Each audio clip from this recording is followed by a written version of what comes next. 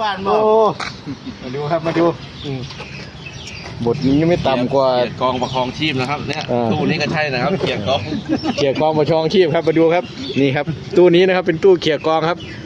เขี่ยกองประคองชีพครับนี่ โอ้นะไอ้องค์นี้ก็พอแห้งแล้วแต่พอแห้งผมเอาองค์นี้ได้ป่ะครับ องค์นี้มันมีอยู่4 องค์ ครับนี่ครับกิ้งสิงคโปร์ผม ไม่ใช่ โมเมนต์ป่ะครับยกอีกกิ้งไงครับอันนี้ จริง เอามาพี่เขี่ยกอง มี4 องค์เงิน บุญชายป่ะครับ แน่น ใช้กิ้งสิงคโปร์ครับ นี่มี2 ใช้กิ้งสิงคโปร์ใช่ครับนี่ป่ะครับ บ่แม่น กิ้งสิงคโปร์จะไปใช่ไหม